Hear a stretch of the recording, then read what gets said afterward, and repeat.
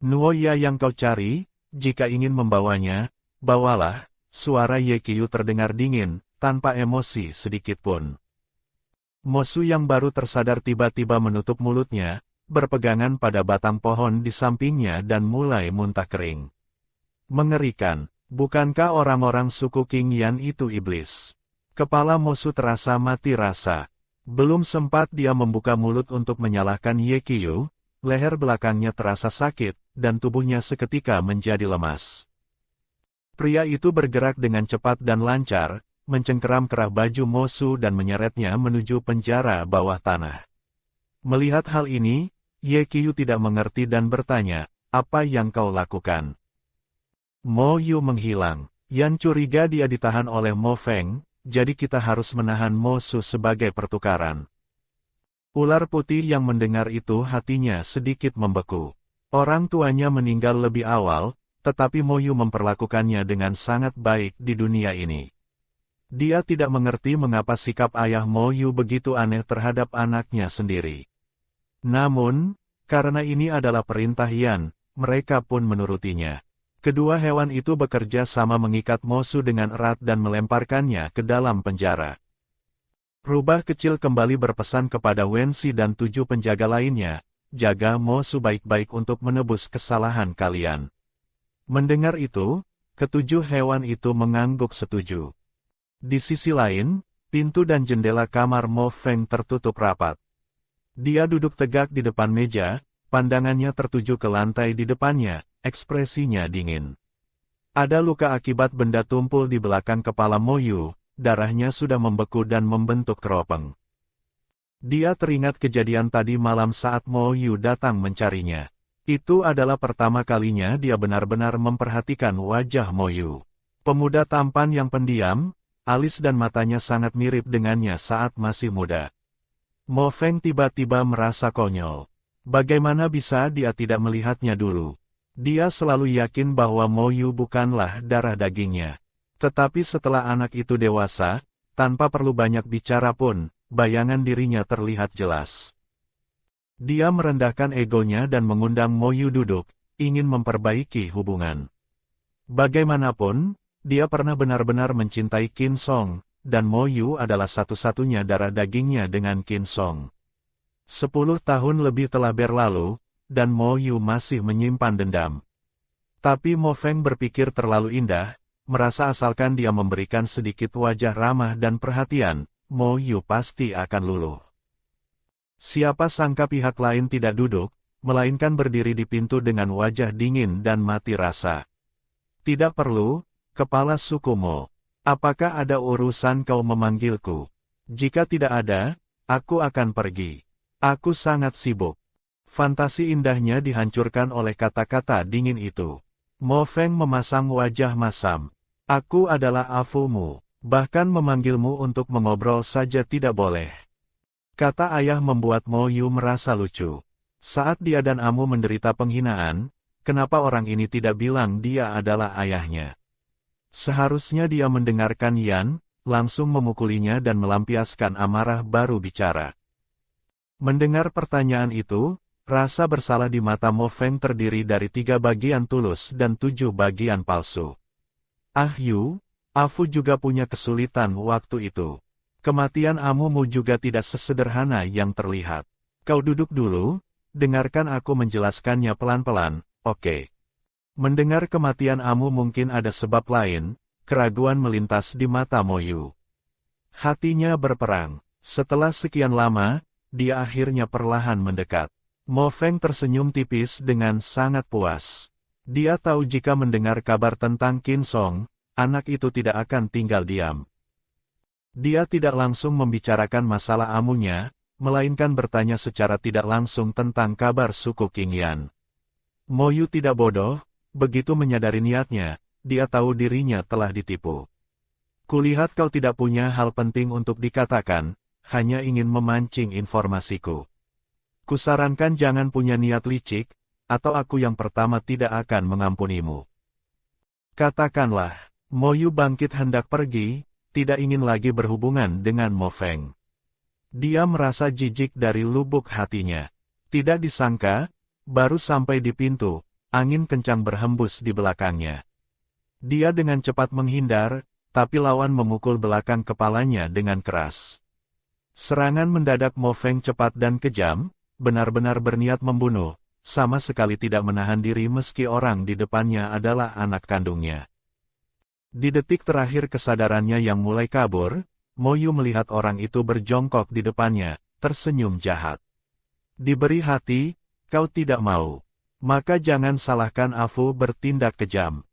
Tiba-tiba terdengar ketukan di pintu, menarik kembali lamunannya. Dia menendang Mo Yu ke bawah kolong tempat tidur, baru kemudian berkata, masuk. Serigala kecil di luar pintu bergegas masuk, berlari dengan cemas ke arah kepala suku. Kepala suku, gawat, ku dengar tuan muda ditahan. Kepala suku King Yan ingin membunuhnya. Mendengar itu, Mo Feng bangkit dari kursi.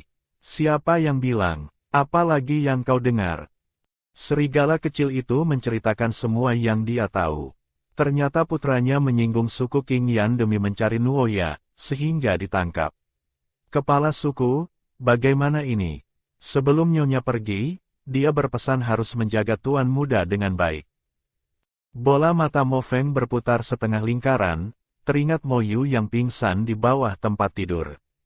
Kumpulkan semua orang di gerbang utama suku. Tunggu aku. Kau pergi beritahu kepala suku King Yan, tidak peduli kesalahan apa yang dilakukan Mo Su, dia adalah tuan muda suku serigala, belum gilirannya untuk menyentuhnya. Suruh dia datang sendiri membawa Mo Su ke gerbang utama.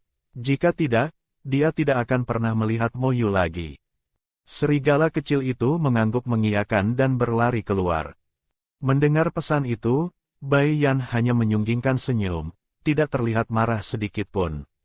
Tidak sia-sia dia sengaja menyebarkan berita itu.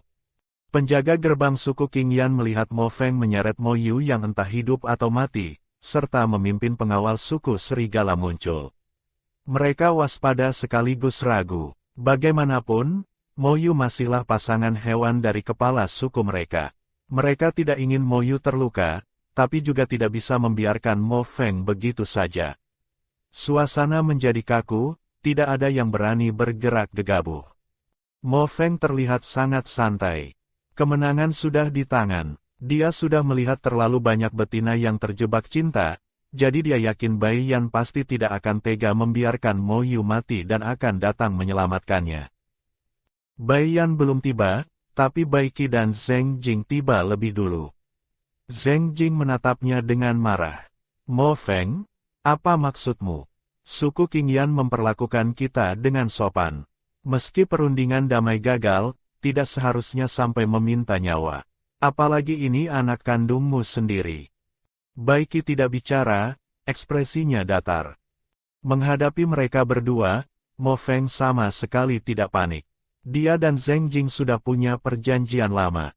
Bai Qi dikurung selama 11 tahun, kekuatannya jauh berkurang, tidak perlu ditakuti. Maka dia menyerang lebih dulu dengan kata-kata. Bai Qi mengurusi terlalu banyak hal, bahkan orang suku serigalaku pun mau dihukum, terlalu ikut campur. Jika dia berani menyentuh anakku, maka nyawa Mo Yu tentu tidak akan selamat. Semua tergantung pilihannya. Jantung Zheng Jing berdegup kencang, keringat dingin muncul di dahinya. Pemandangan di depannya benar-benar berbeda dari yang mereka bicarakan sebelumnya. Dia punya firasat buruk. Tiba-tiba suara terdengar, kepala suku Mo terlihat sangat menyayangi putranya ya. Itu Bai Yan yang datang. Dia mencengkeram kerah belakang Mo Su dan menyeretnya maju, suaranya terdengar sedikit mengejek. Tangan Mo Su diikat ke belakang dengan tali rami. Begitu melihat Mo Feng, dia berteriak cemas, Afu, cepat bunuh dia. Hancurkan seluruh suku King Yan untuk membalaskan dendam Nuoya. Bai Yan menempelkan senjata ke pinggang belakangnya. Mata Mo Su membelalak, dia terhuyung 2 langkah ke depan, bau amis darah tercium di antara bibir dan giginya. Diam, nyawamu sekarang ada di tanganku. Bicara 1 kalimat lagi, aku akan memotongmu menjadi daging cincang untuk makanan anjing. Napas Mo Su tercekat, teringat bahwa betina di belakangnya ini sangat kejam, dia tidak berani lagi bersuara. Mo Feng melihat Bai Yan benar-benar datang sendirian, seketika menjadi lebih percaya diri. Anakku bersalah, bagaimanapun aku yang membesarkannya. Bagaimana mendidiknya adalah urusanku, tidak perlu merepotkanmu. Kau serahkan Mosu padaku, aku kembalikan Moyu padamu, lalu aku akan segera membawa suku serigala pergi. Bagaimana? Mosu terlihat cemas, ingin mengatakan sesuatu tapi ditatap tajam oleh Mo Feng hingga diam. Bai Yan menjulurkan kepala dari balik punggung Mosu, tersenyum tanpa dosa. Baiklah. Melihat kedua orang itu masing-masing membawa sandera mereka mendekat, kelopak mata Zheng Jing berkedut. Dia menarik lengan Bai Qi dan menelan ludah dengan susah payah. Kaki, rasanya ada yang tidak beres. Bagaimana kalau jangan biarkan Yan pergi? Soal Moyu, Mo Feng tidak akan benar-benar membunuhnya. Paling-paling dibawa kembali ke suku serigala, kita pikirkan cara menyelamatkannya nanti. Bai Qi juga menatap mereka lekat-lekat, tapi dia percaya Bai Yan tidak akan melakukan hal tanpa kepastian. Jangan panik, lihat lagi. Orang-orang Mo Feng ada di dalam dan luar gerbang utama. Di pintu hanya ada 2 penjaga. Asalkan dia berhasil, baik melarikan diri atau menyerang balik akan sangat mudah. Mata tajamnya berkilat. Mereka berhenti pada jarak 1 meter dari Bai Yan. Keduanya berdiri bersamaan. Karena Mo Yu masih dalam keadaan pingsan, Mo Feng memiringkan kepala memberi isyarat. Setelah Bai Yan menerima tatapannya, Mo Feng mendorong Mo Yu ke arahnya. Tubuh Mo Yu terkulai jatuh. Bai Yan melepaskan Mosu dan mengulurkan tangan untuk menangkap serigala hitam itu. Saat itu kelopak mata pria itu bergetar, perlahan membuka mata. Yan. Begitu Mosu dilepaskan, dia langsung lari terbirit-birit, ingin bersembunyi di belakang afunya. Hampir di saat yang bersamaan, dari belakang Mo Yu tiba-tiba melesat sesosok bayangan hitam. Itu adalah seekor bayi yang penuh racun. Dia membuka mulut memamerkan taring tajamnya, menerkam ganas ke arah gadis itu. Melihat itu, jantung serigala hitam menyusut. Di saat kritis, dia menggunakan seluruh kekuatannya untuk mendorong Bai Yan menjauh. Gigi tajam menembus daging, darah yang memancar seketika berubah menjadi hitam. Bai Yan yang didorong jatuh ke tanah, dengan sigap mengeluarkan senjata dan menembak berturut-turut. 2 tembakan dilepaskan, 1 tembakan mengenai Tuan Muda Mosu, 1 tembakan menghancurkan telinga binatang buas itu. Melihat Mo Yu kehilangan tenaga dan jatuh ke arahnya, dia buru-buru mengulurkan tangan menangkapnya. Namun pandangannya tiba-tiba menjadi gelap. Mo Yu mengangkat tangan menutupi mata Bai Yan. Jangan lihat, sangat kotor. Tubuh bagian atasnya sudah basah kuyup oleh darah hitam. Mo Feng tidak menyangka Bai Yan begitu hebat. Dia buru-buru berteriak agar orang-orangnya mundur. Dia hanya melirik sekilas putranya yang jatuh tertembak parah, lalu tanpa ragu membawa pengawalnya menerobos keluar gerbang utama. Bersamaan dengan itu, Yao Ze dan Ling Che turun dari langit. Pasukan hewan suku elang bermunculan, menghadang di luar gerbang utama, memutus jalan mundur Mo Feng. Mata Bai Yan tertutup, tapi dia bisa mendengar napas lemah Mo Yu dan bau amis darah aneh yang sangat dekat. Xie Sun dan Ye Qiu maju buru-buru menarik gadis itu dari tanah. Bai Yan baru bisa melihat dengan jelas, di bahu Mo Yu terdapat 2 lubang gigitan yang dalam, dagingnya terkoyak, darah mengalir deras. Bawa dia kembali dulu. Mendengar perintah Bai Yan, beberapa manusia hewan segera maju membawa Mo Yu pergi. Bunuh Mo Feng. Tangkap hidup-hidup suku serigala. Jika ada yang melawan, jangan sisakan satu pun. Para hewan yang ada di sana segera menerkam ke arah suku serigala. Sementara Mo Feng juga sudah membabi buta, membawa pengawal dan Bei beracun itu melawan mati-matian. Melihat itu, Bai Yan mengangkat tangan membidik, dengan tepat menembak bahu belakang Mo Feng. Seketika pria itu tidak berani bertarung lagi, langsung berubah menjadi wujud hewan, meninggalkan pengawalnya dan melarikan diri ke dalam hutan. Segera, Ling Che dengan aura membunuh memimpin orang-orang mengejarnya. Melihat situasi sudah terkendali, Bai Yan menghela napas lega. Suku serigala yang kehilangan pemimpin akan mudah ditundukkan. Siapa sangka harimau besar berlari tergesa-gesa. Yan, cepatlah pergi lihat. Mo Yu batuk darah terus-menerus, dia sekarat. Yao Ze di sampingnya mengerutkan kening. Apa yang terjadi? Mo Yu sepertinya keracunan. Lukanya menghitam dan membusuk, dia memuntahkan banyak darah hitam. Sekarang dia sudah tidak sadarkan diri. Mendengar itu, gadis itu segera memerintahkan Yao Ze untuk mengumpulkan anggota suku, sementara dia sendiri kembali ke rumah.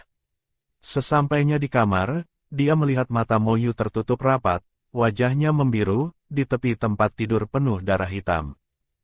Ye Qiu berdiri di samping dengan tangan di belakang punggung. Melihat Bai Yan masuk, dia sedikit menyamping. Gadis itu menghindari darah beracun dan duduk di tepi tempat tidur, menyibakkan pakaian Mo Yu untuk memeriksa lukanya. Luka di bahunya bengkak tinggi, berwarna biru keunguan. Darah beracun yang bau amis terus mengalir keluar. Bei yang menyembunyikan racun mematikan itu adalah kartu terakhir Mo Feng. Pantas saja ada istilah, serigala dan Bei bersekongkol. Awalnya serangan itu ditujukan padanya, tapi ditangkis oleh Mo Yu. Bai Yan memejamkan mata, jantungnya seolah diremas tangan besar. "Sie-sie, bawa orang mengejar Ling Che." Mo Feng licik, takutnya Ling Che masuk perangkapnya. Jika digigit oleh Bei itu, nyawanya mungkin tidak akan tertolong karena terlambat diselamatkan. Harimau besar segera menerima perintah dan pergi. Selanjutnya, Bai Yan mengulurkan tangan melepaskan cahaya penyembuhan pada Mo Yu. Cahaya itu mengalir masuk melalui luka lawannya. Seketika kelopak mata Mo Yu bergetar, seolah akan sadar.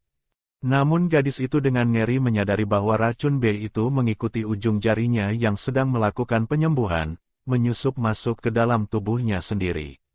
Racun Bei tidak terurai, hanya berpindah ke tubuhnya. Jantungnya tiba-tiba terasa sakit, tenggorokannya merasakan rasa asam pahit dan bau amis darah. "Sistem, apakah aku akan mati?" "Tuan rumah, untuk sementara tidak, tapi tidak boleh menyerap racun Bei terlalu banyak lagi." Bei yang dipelihara Mo Feng ini aneh, dia khusus memberinya makan daging mayat beracun, sehingga racunnya tidak bisa dinetralkan. Melihat Bai Yan tidak bicara, menunduk entah memikirkan apa, Ye Qiu berdiri di sudut diam-diam menatap profil wajahnya. Tapi setidaknya napas Mo Yu berangsur stabil. Racun Bei sudah berkurang setengah, nyawanya terselamatkan. Tangannya tanpa sadar mencengkeram selimut, bergumam serak, "Yan." Bahkan di saat seperti ini dia masih mengkhawatirkan keselamatan gadis itu. Tiba-tiba suara harimau besar terdengar lantang. "Yan, Yan." Dia memapah Ling Che. Di belakangnya, beberapa manusia hewan yang terluka juga dipapah masuk. Racun Bei di tubuh Ling Che belum bereaksi, wajahnya pucat tapi tersenyum meminta pujian. Yan, aku sudah membunuhnya." Baru saja selesai bicara, seuntai darah keluar dari bibirnya. Dia buru-buru menyeka mulutnya, melihat darah hitam di punggung tangannya dan tertegun. Apa ini? Bau sekali." Masih bicara, matanya terbalik dan dia pingsan. Bai Yan saat ini tidak peduli lagi dengan kotoran darah di tempat tidur. "Cepat baringkan dia di sini." Melihat para manusia hewan yang racunnya mulai bereaksi di dalam ruangan, hati gadis itu berperang. Selamatkan atau tidak, pilihan ini mungkin sudah terjawab sejak sistem mengingatkannya. Dia menyelamatkan mereka satu persatu. Wajahnya semakin lama semakin pucat.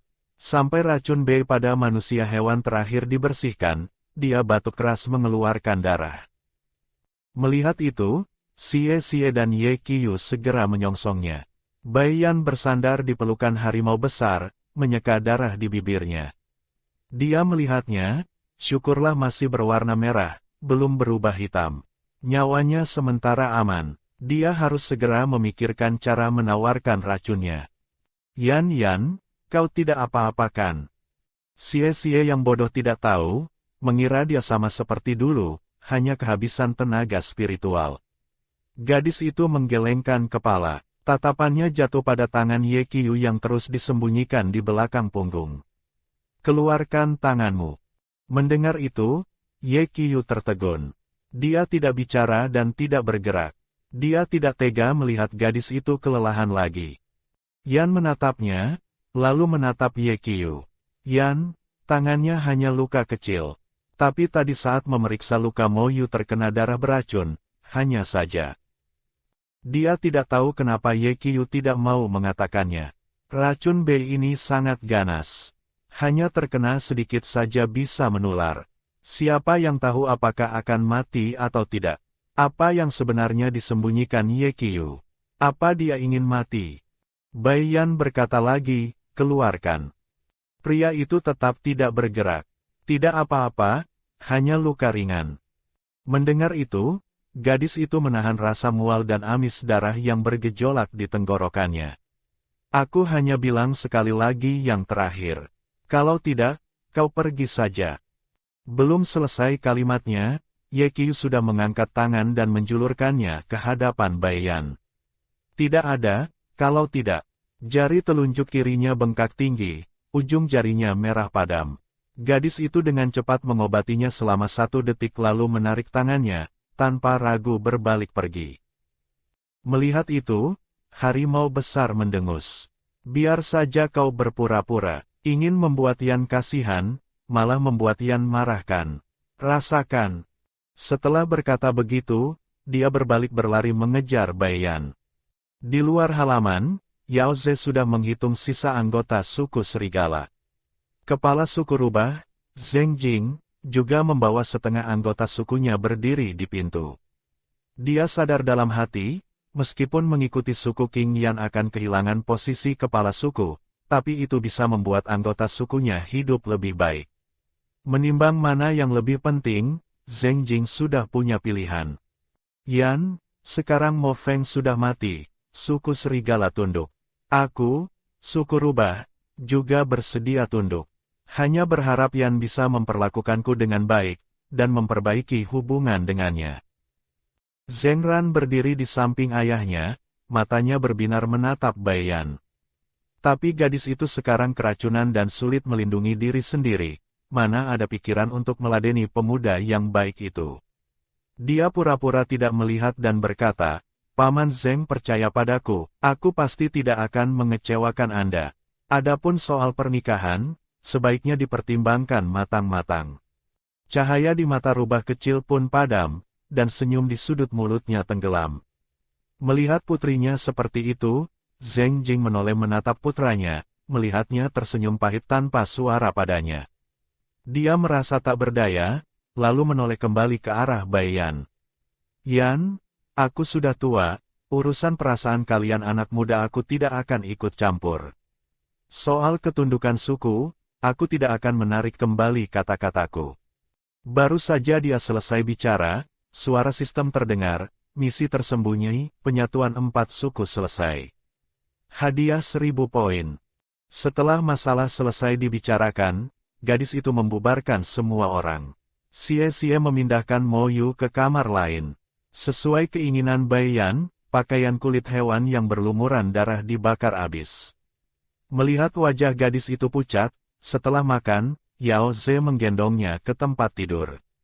Dia menggantikan pakaiannya, mengambil air panas untuk membasuh wajah, tangan, dan kakinya.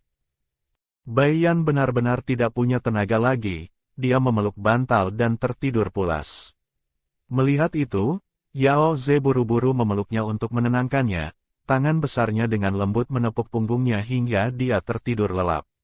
Setelah memastikan dia tidur, barulah Yao Ze meletakkannya ke dalam selimut, mencium sudut bibirnya, lalu menutup pintu dan kembali untuk menjaga putrinya, Le Yuan. Benar-benar sosok jantan impian yang perhatian dan sayang keluarga. Bai Yan dilanda mimpi buruk. Tubuhnya sangat lelah, hatinya terasa panik dan kacau. Dia ingin membuka mata tapi tidak bisa, rasanya seperti ketindihan. Kerutan di keningnya dihaluskan berulang kali dengan sabar oleh seseorang. Orang itu dengan lembut menyeka keringat di pelipisnya. Menyadari dia sedang bermimpi buruk, orang itu dengan sigap menyelinap ke dalam selimut. Zheng Ran memeluk Bai Yan dalam dekapannya, menenangkannya dengan suara lembut, "Jangan takut, jangan takut. Aku di sini." Sambil menepuk punggung Bai Yan, dia merutuki dirinya sendiri dalam hati. Jelas-jelas dia datang untuk menuntut janji Bai Yan, tapi melihatnya mimpi buruk, rasa kesal di hatinya sirna, hanya tersisa rasa sakit hati. Dia mengakui dia memang murahan. Asalkan Bai Yan mau melihatnya sekilas saja, dia rela melakukan apa saja. Merasakan tubuh orang dalam pelukannya gemetar, Zheng Ran tidak lagi banyak berpikir dan terus menenangkannya. Sepotong ekor rubah merah api secara inisiatif disodorkan ke tangan Bai Yan. Gadis itu tanpa sadar menggenggamnya. Ekor itu lembut dan enak diremas, sepertinya terasa menarik, tubuhnya yang tegang pun perlahan rileks. Zheng Ran merasa hatinya bergetar karena gerakan tidak sadar gadis itu. Dia tidak tahan dan menciumnya. Napasnya dirampas. Bai Yan meronta 2 kali, lalu tiba-tiba terbangun dari mimpi buruknya. Begitu dia bangun, rubah kecil sedikit melonggarkan pelukannya, dahi mereka saling bersentuhan. Sedetik kemudian dia menempel lagi, sesaat pun tidak rela berpisah. Di dalam kegelapan, mata Zheng Ran bersinar menakutkan, menatap lekat Bai Yan. Bai Yan mundur selangkah, dia maju selangkah, hingga Bai Yan terdesak dan tidak bisa mundur lagi. Bai Yan merasa kesal dalam hati, mengangkat tangan menangkup wajah Zheng Ran, lalu menggigit bibir bawahnya.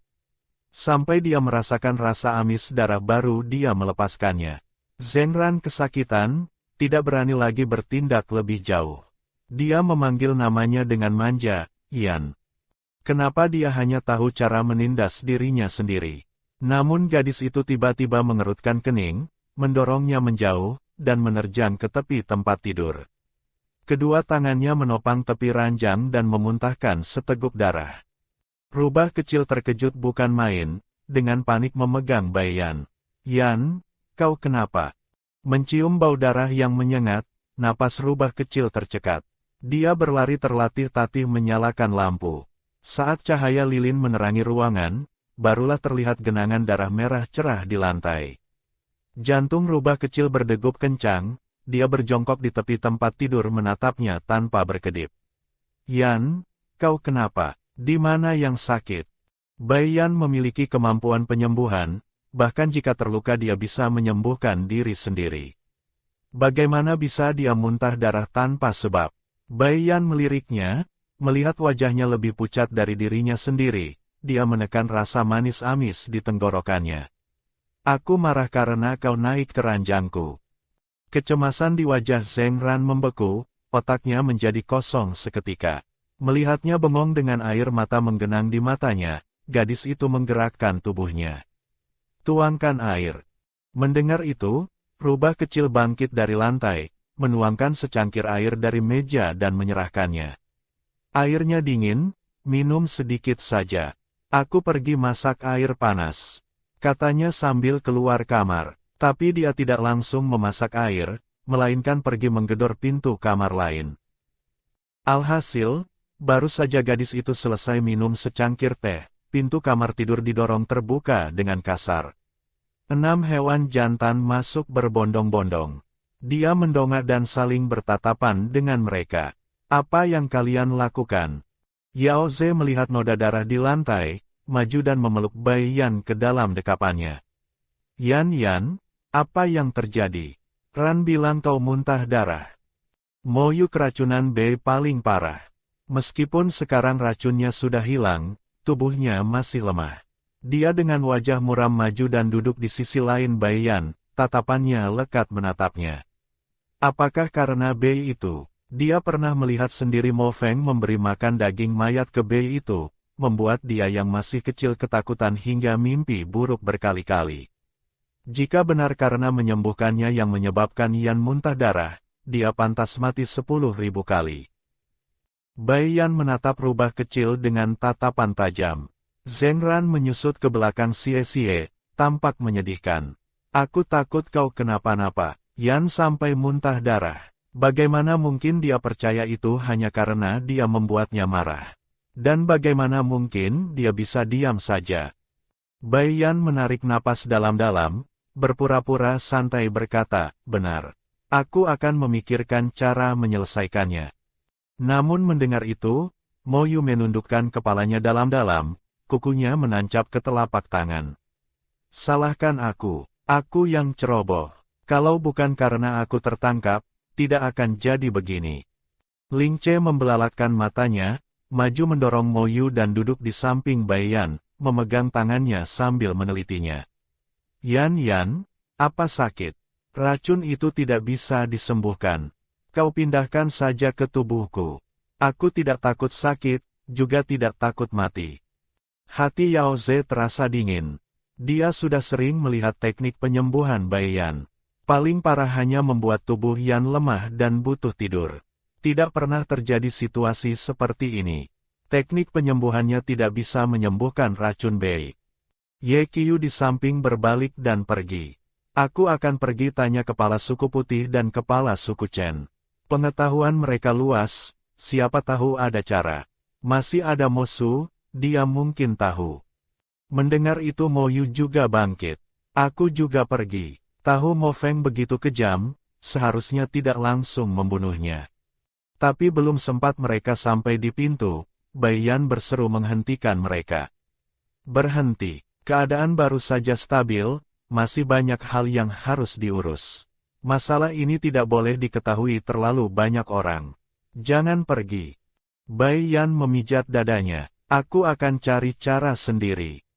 Mo Yu berpikir sejenak, lalu berjongkok di depannya. Aku pergi tanya Mo Su.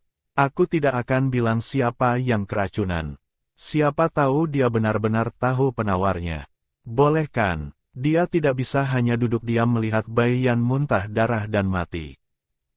Gadis itu tahu jika sistem saja tidak punya cara, Mo Su lebih tidak mungkin punya cara. Tapi melihat mereka benar-benar tidak tenang, dia hanya bisa pasrah menyetujui. Pergilah. Mata Mo Yu berbinar, buru-buru pergi bersama ular putih ke penjara mencari Mo Su. Di sana, Mo Su menderita luka tembak tanpa ada yang mengobati, sudah kehilangan banyak darah dan semangatnya layu. Mo Yu datang ke hadapannya dan mencekik lehernya. Bei yang dipelihara Mo Feng beracun, bagaimana cara menawarkannya? Meskipun otak Mo Su sekarang linglung, tapi di ambang kematian dia mendapat akal. Aku tahu cara menawarkannya, kau lepaskan aku dulu.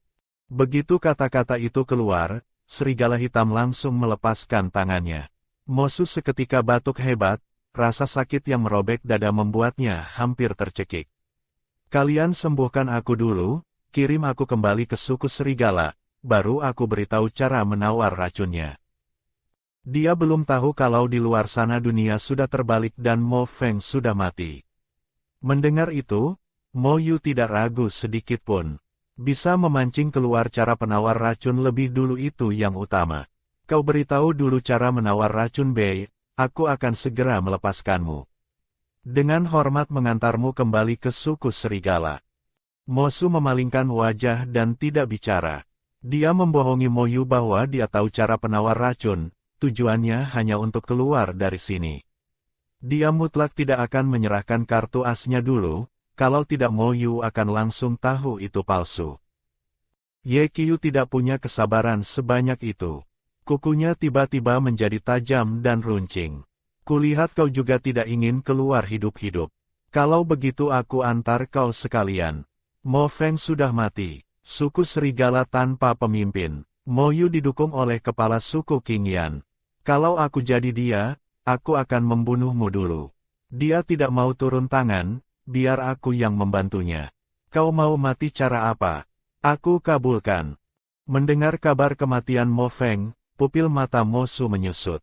Afu mati. Harapan terakhir di hatinya hancur. Hilang sudah harapan hidup. Ye Qiu tersenyum tipis nyaris tak terlihat, suaranya penuh godaan. Kepala suku Bai Yan bisa kemampuan penyembuhan. Sekarang dia sedang pusing karena ada manusia hewan yang keracunan. Kalau kau mau memberitahu kami cara penawar racunnya, aku akan memohon pada Yan untukmu, memintanya menyembuhkan lukamu. Mo Su berkedip dengan tatapan kosong. Siapa yang membunuh Afuku? Kau juga tidak kenal, apa gunanya diberitahu? Apa kau mau membalaskan dendam Mo Feng? Semalam saat Mo Feng kabur, dia sama sekali tidak memikirkanmu, putranya ini. Kata-kata ular putih ini benar-benar menusuk hati. Teringat betapa ayahnya tega meninggalkannya, hatinya terasa miris. Inilah ayah kandungnya. Ye Qiu terus mengamati ekspresinya. Sekarang satu-satunya yang bisa menyelamatkanmu hanya Yan.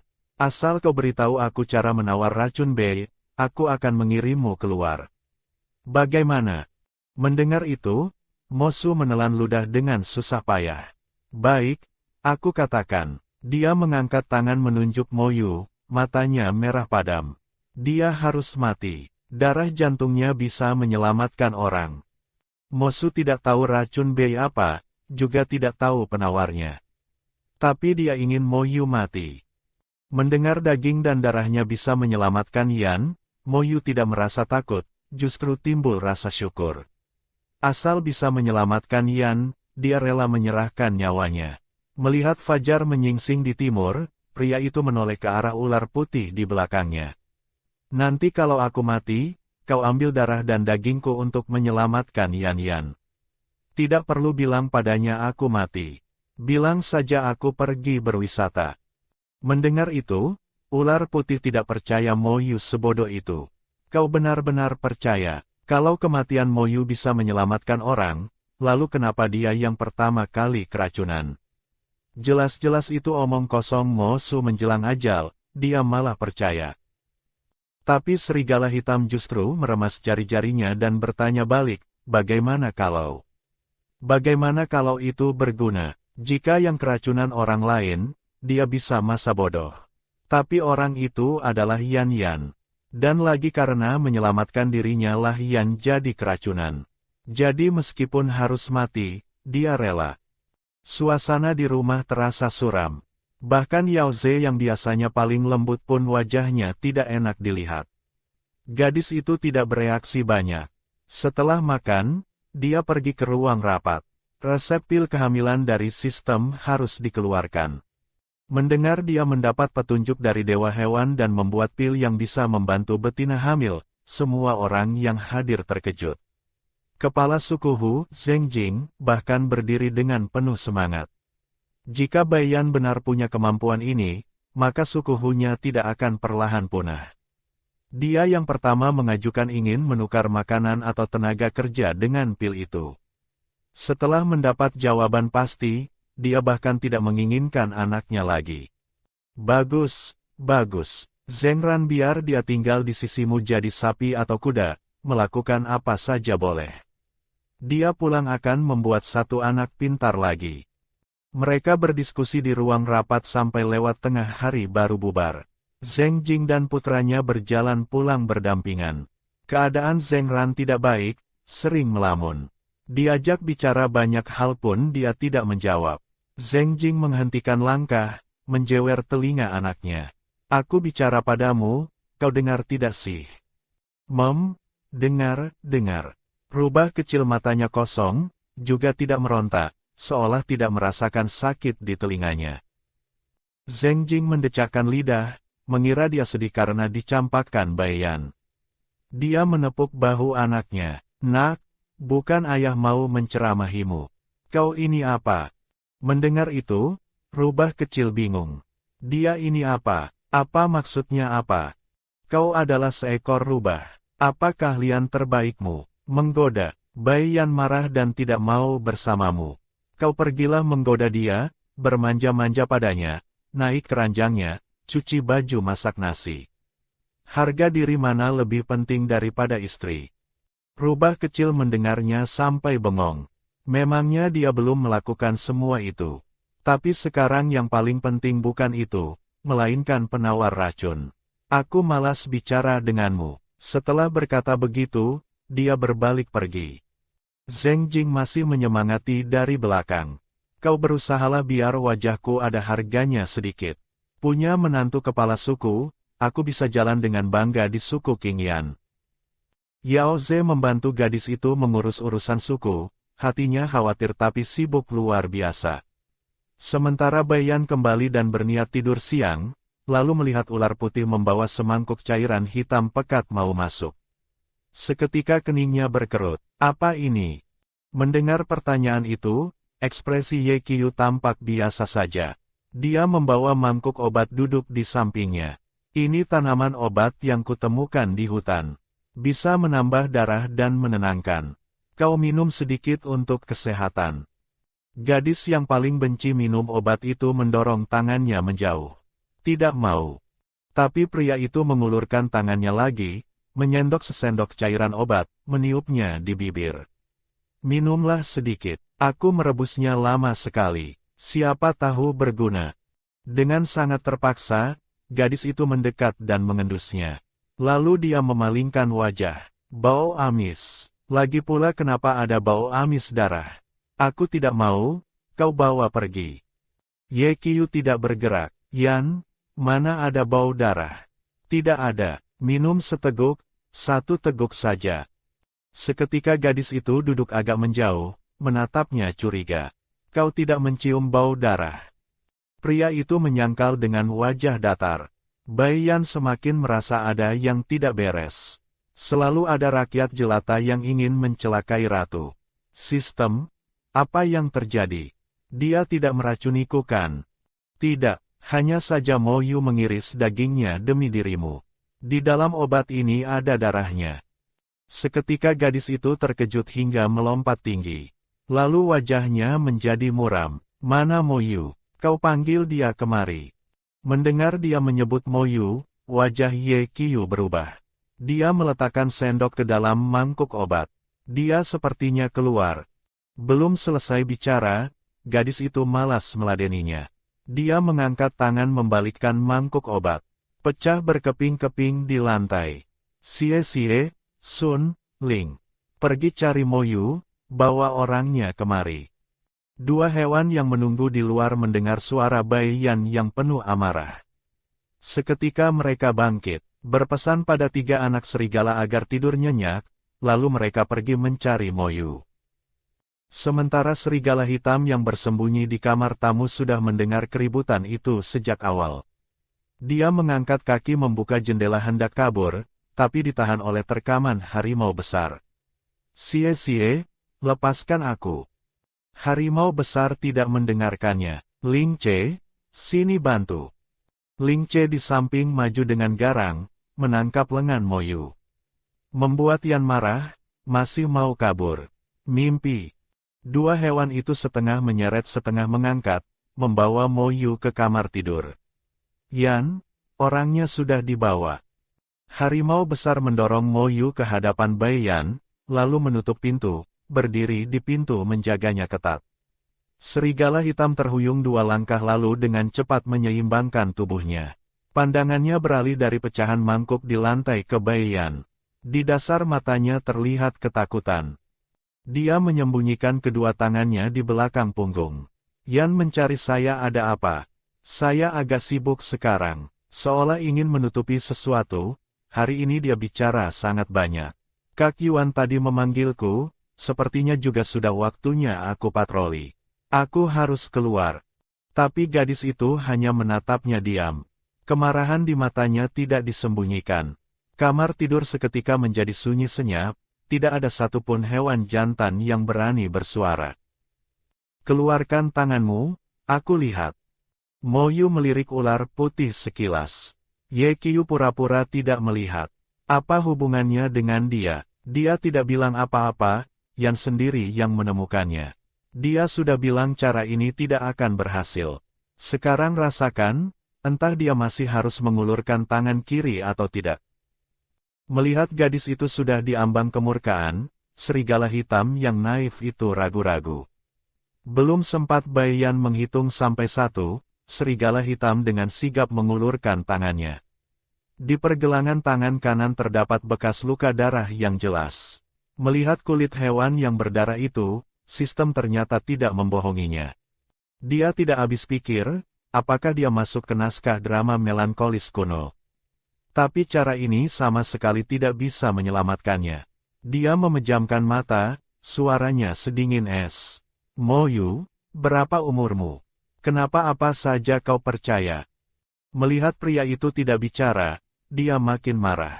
Nyawaku, aku hargai lebih dari siapapun. Tidak butuh kau menggunakan cara ini untuk membuktikan cinta dengan kematian. Serangkaian omelan dilontarkan, tapi pihak lawan tidak bereaksi sedikitpun. Hati gadis itu terasa sesak luar biasa. Dia pun mengalihkan pandangan pada ular putih. Baru saja menunjuk jari telunjuk padanya, ada juga kau. Ye Qiu dengan mata jeli dan tangan cepat, menekan kembali jari telunjuk yang baru saja dijulurkan Bai Yan.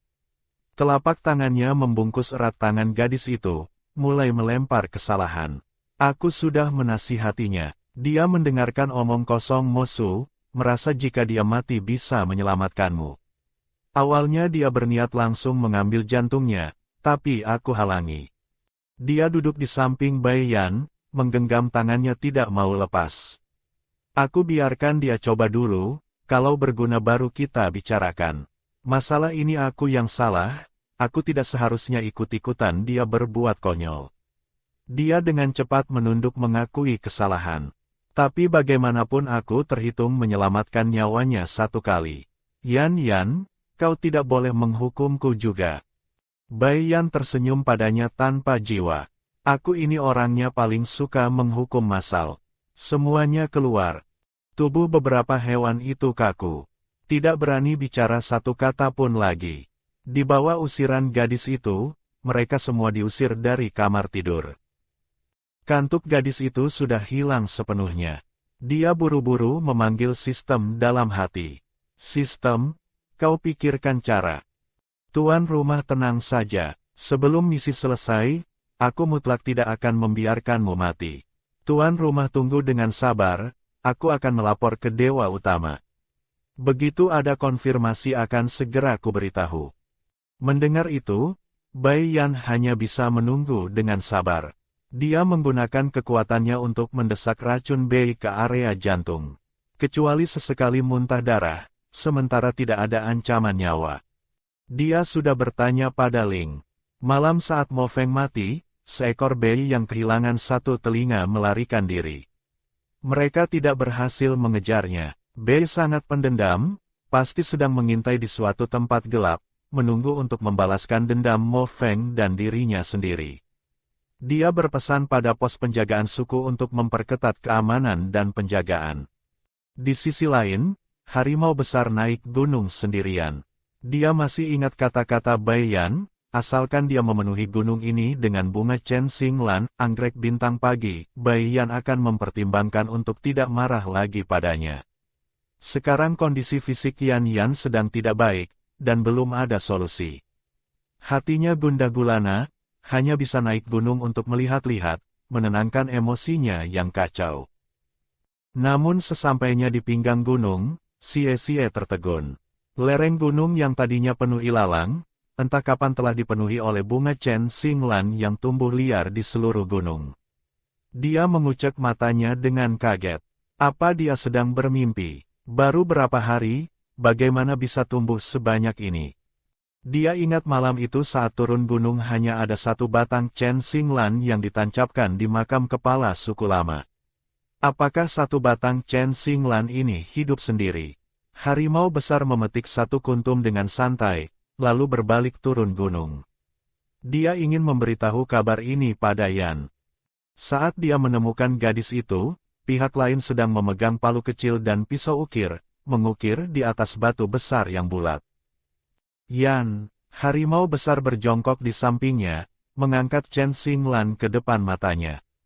Yan, lihat, kau bilang menyuruhku menanam Chen Xinglan. Tapi aku belum menanamnya, di gunung itu sudah tumbuh banyak sekali.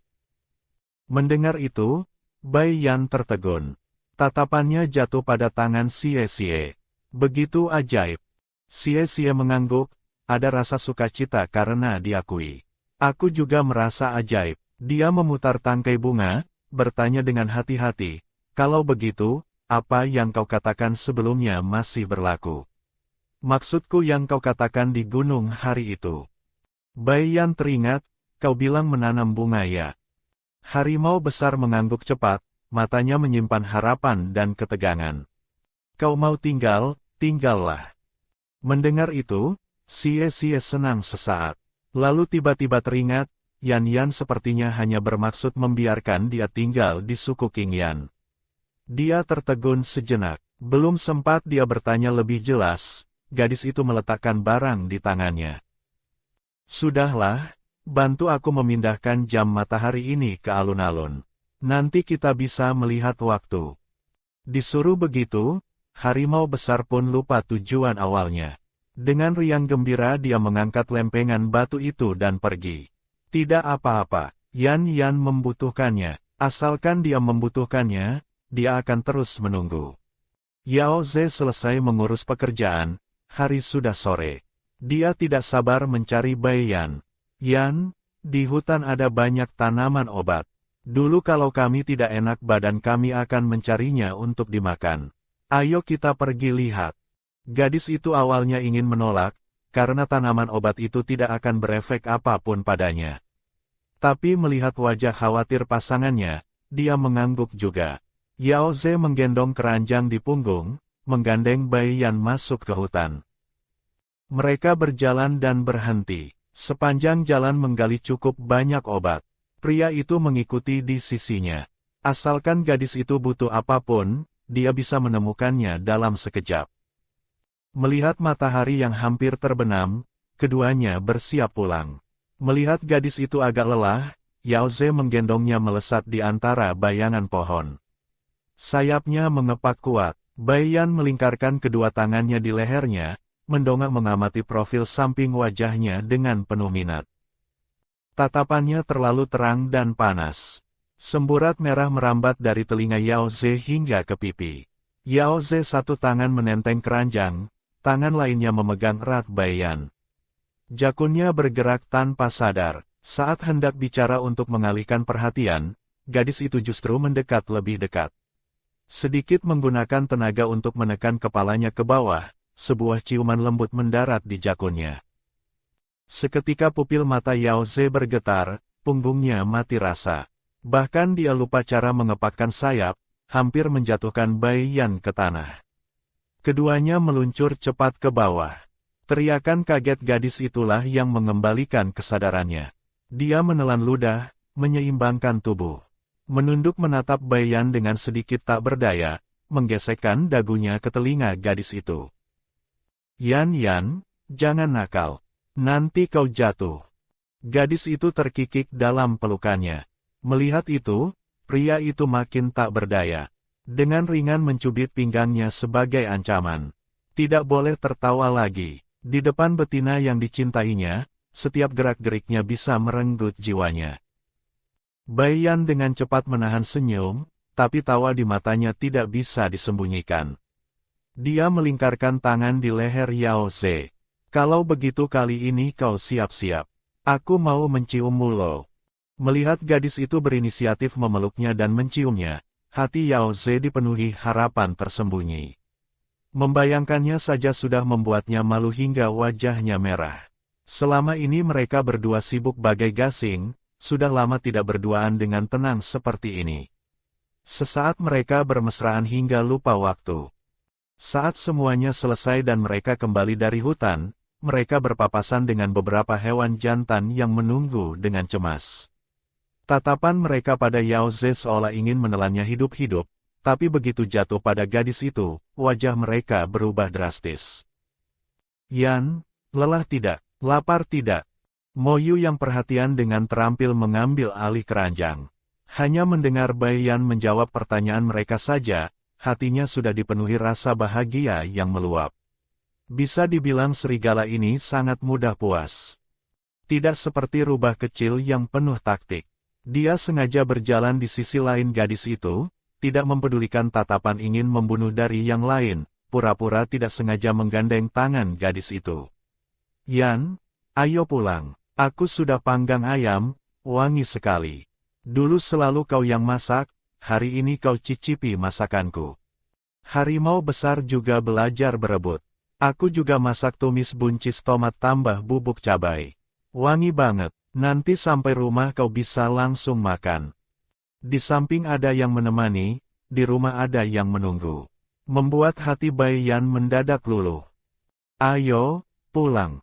Sementara ular putih berdiri paling luar, melihat hewan-hewan itu berebut perhatian, hatinya cemas setengah mati. Mulutnya yang payah ini tidak pandai bicara, kadang melakukan sesuatu malah membuat Yan Yan marah. Kalau begini terus, dia pasti akan dicampakkan. Harus pikirkan cara. Menemani gadis itu istirahat, Ye Qiu memutar bola matanya setengah lingkaran, entah terpikir apa, dia melangkah ke arah lain. Ling Ce melihatnya memisahkan diri dari rombongan, matanya menyipit. Dia mau apa? Jangan-jangan punya niat buruk. Tidak bisa, dia harus mengikutinya untuk melihat. Sisa hewan lainnya pikirannya tertuju pada Bai Yan, sesaat tidak sadar ada 2 orang yang hilang. Saat sampai di rumah dan bersiap makan, Mo Yu menyajikan nasi untuk mereka. Dia melihat keluar pintu, tidak melihat sosok Ling Ce. Keningnya sedikit berkerut. Si bodoh itu bertindak semaunya, lari kemana lagi dia? Khawatir Bai Yan lapar, dia tidak berniat menunggu. Dia memberikan paha ayam pada gadis itu untuk dimakan dulu.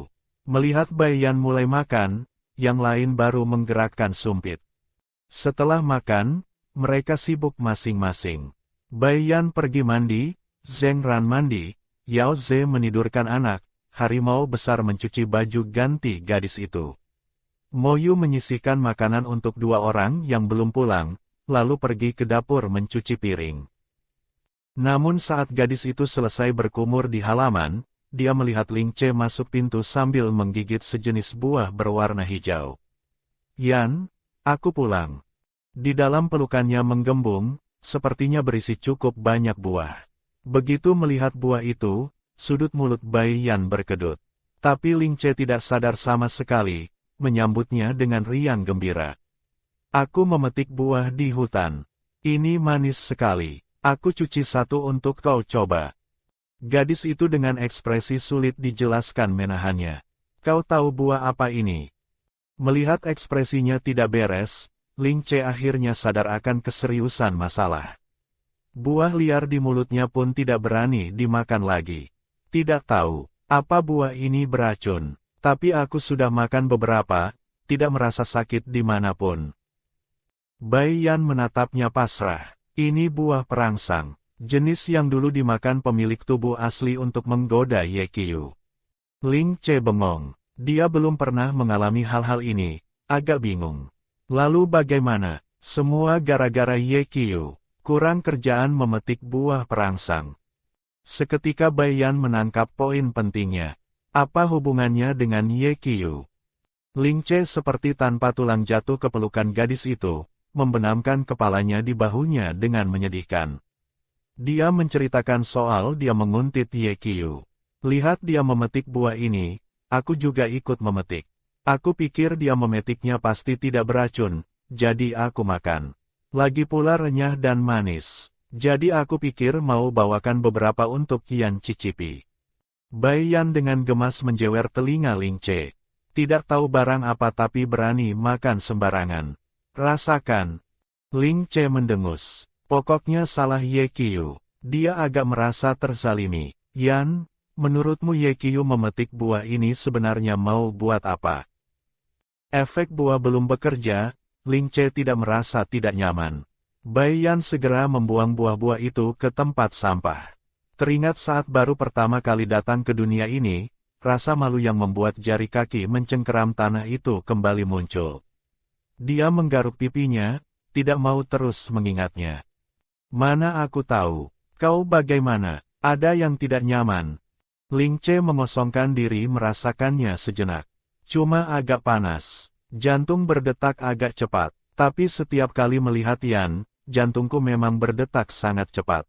Jadi tidak ada yang tidak nyaman. Dia cengengesan. Bai Yan mengangkat tangan menoyor kepalanya, berbalik berjalan kembali. Kau ini ya, juga sudah belajar kata-kata manis membujukku.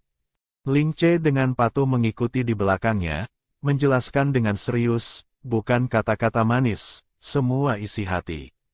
Yan, aku memang menyukaimu. Cintanya lugas dan tulus, tidak takut diketahui orang lain. Oke, diterima. Pergi makan dulu sana, sayur yang disisihkan untukmu sudah dingin. Mendengar itu pria itu patuh duduk makan. Tapi begitu selesai makan, dia merasakan tubuhnya diterpa gelombang panas. Dia menggaruk kepala dengan bingung.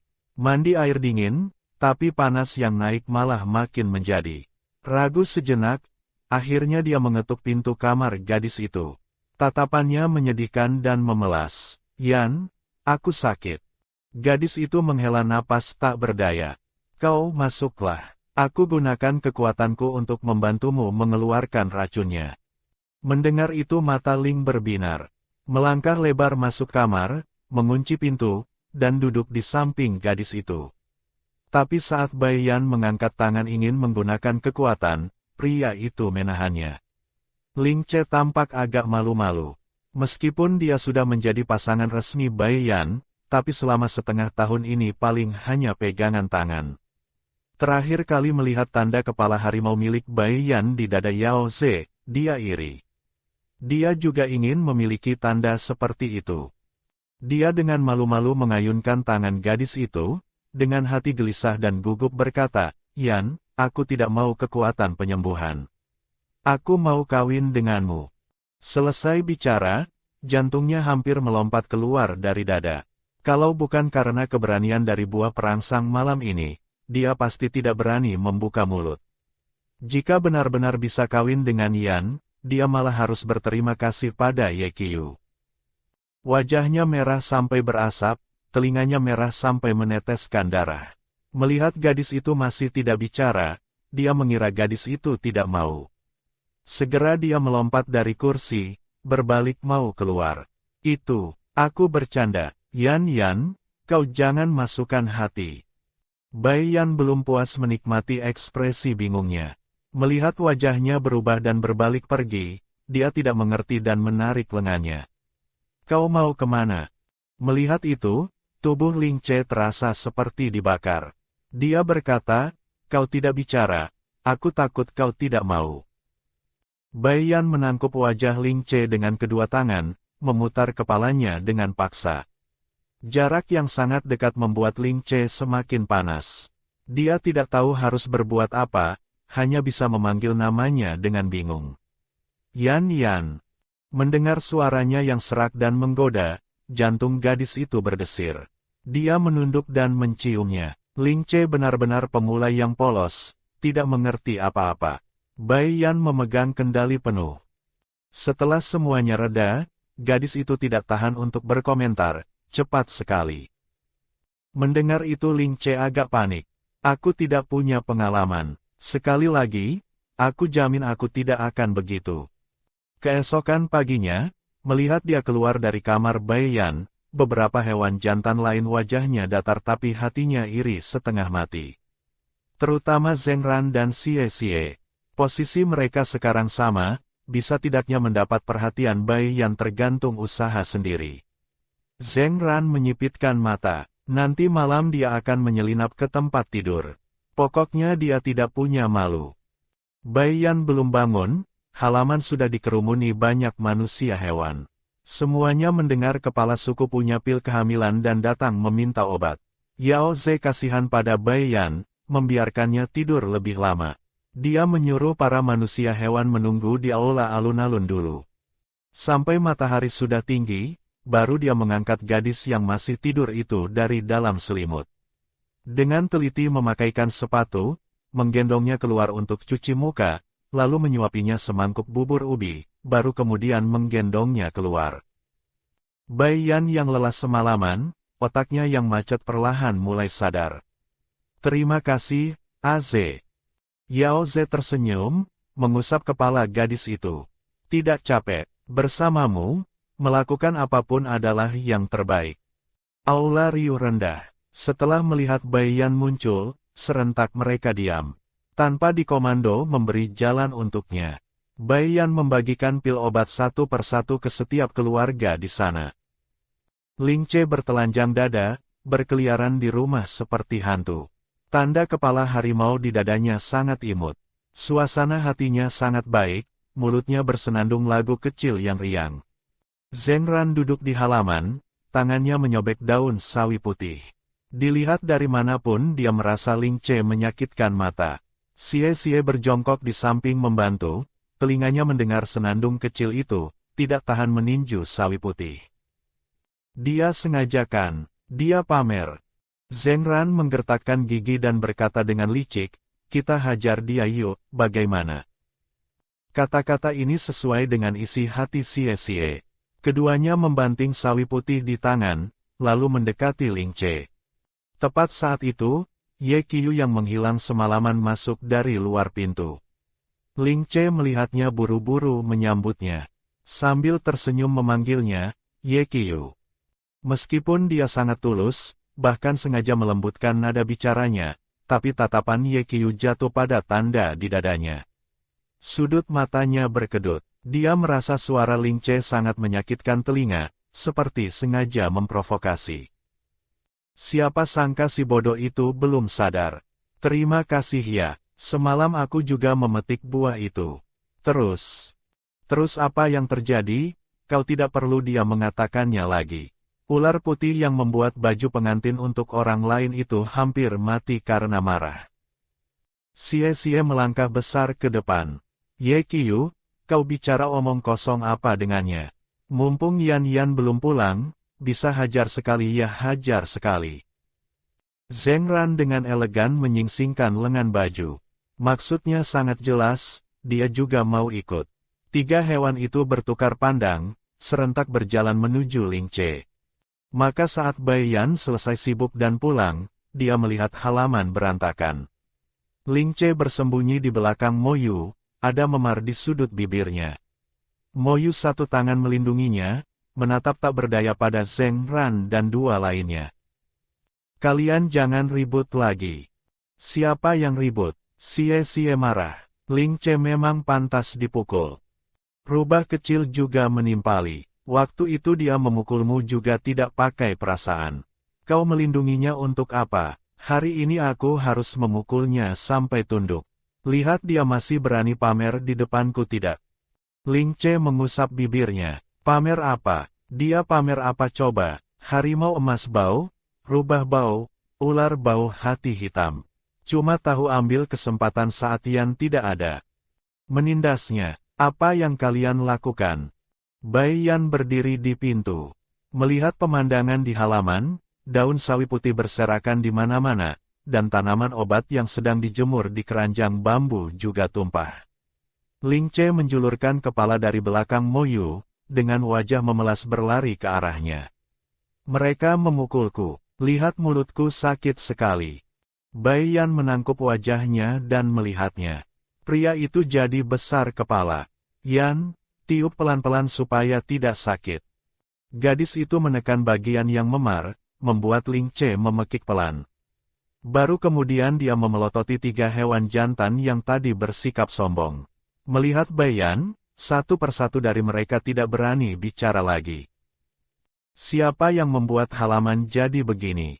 Segera bersihkan untukku. Dia memelototi mereka sekilas, lalu mengangkat kaki berjalan menuju ruang tengah. Punya banyak suami juga bikin pusing. Ling Che mengikuti di belakang Bai Yan. Saat melewati ketiga hewan itu, dia mendengus sombong dengan dagu diangkat tinggi. Ye Qiu diam-diam mengepalkan tinjunya. Dia awalnya berencana berinisiatif memakan buah perangsang lalu menggoda Bai Yan. Siapa sangka dia belum bertindak, Ling Che sudah mendahuluinya. Benar-benar menjengkelkan. Sambil membersihkan halaman, dia mulai memikirkan rencana baru. Sementara itu, Bai Yan dan Yao Ze masuk ke dalam rumah untuk memeriksa luka Ling Che.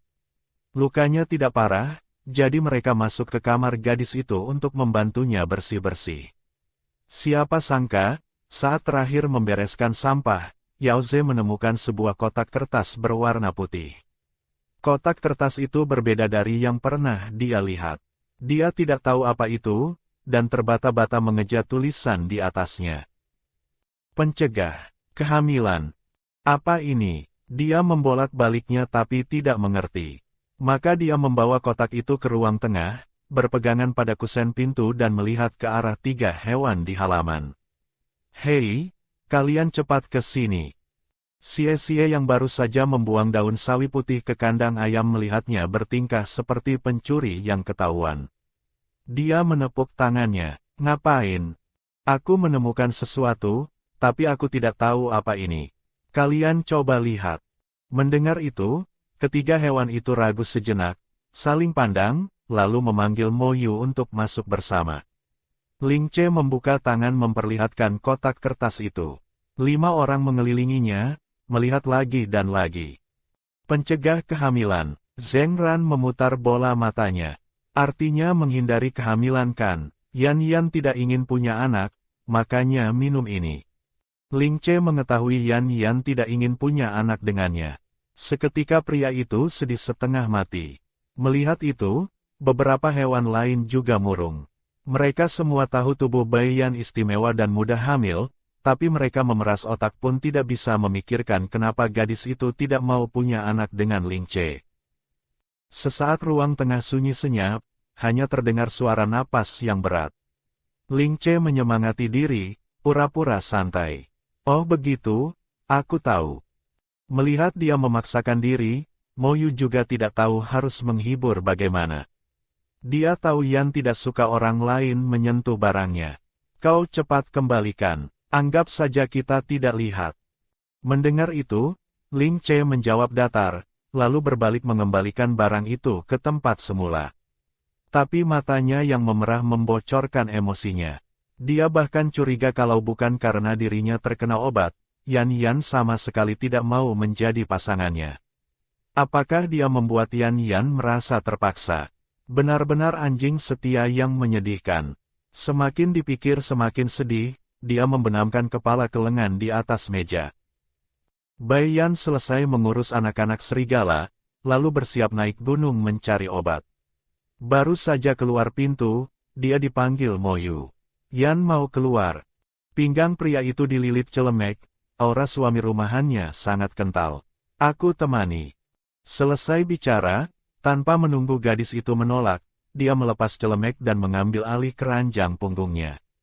Yan, dia sangat inisiatif. Melihat itu gadis itu tidak menolak. Keduanya masuk ke hutan. Di jalan, Mo Yu pura-pura santai memancing topik pembicaraan, tapi tangannya diam-diam menggandeng tangan gadis itu. Yan masuk hutan mau memetik apa? Ternyata putri Yun Fei, Yun Qian, mau menikah. Dia memetik sedikit bunga merah untuk membuat baju pengantinnya. Meskipun Yun Fei bajingan, tapi Yun Qian baik dan periang, disukai banyak orang. Gadis itu menjawab, tapi tangannya tidak melepaskan diri. Melihat itu hati Mo Yu berbunga-bunga. Dia diam-diam membuka jari gadis itu dan menautkan jari-jari mereka erat-erat. Mendengar ceritanya, pria itu jelas tenggelam dalam pikiran, sepertinya sedang merencanakan sesuatu. Efisiensi kerja dua hewan itu sangat tinggi. Tak lama kemudian mereka sudah memetik sekeranjang penuh bunga merah dan kembali. Kemudian sesuai langkah-langkah, mereka mulai membuat pewarna merah. Mo Yu diam-diam membantu di samping, berusaha mengingat semua teknik pengerjaannya. Dengan begitu dia bisa lebih banyak membantu agar Bai Yan tidak terlalu lelah. Mereka sibuk sampai Zheng Ran memanggil makan, baru kemudian berhenti. Namun suasana di meja makan hari ini entah kenapa sangat sunyi. Bahkan Xie dan Ling Ce yang biasanya banyak bicara pun tidak berdebat. Ling Ce malah menunduk menyuap nasi, tidak bicara sepatah kata pun. Bai Yan menatap mereka satu persatu, akhirnya pandangannya jatuh ke wajah Yao Ze. Hanya dengan sekilas pandang, pria itu langsung paham, menggelengkan kepala pelan pada Bai Yan menandakan dia juga tidak tahu kenapa. Melihat itu, gadis itu berpikir dalam hati. Apakah mereka bertengkar hebat? Ling Ce dipukuli, dan karena dirinya tidak membela Ling Ce, dia jadi sedih. Memikirkan itu, dia mengusap hidungnya.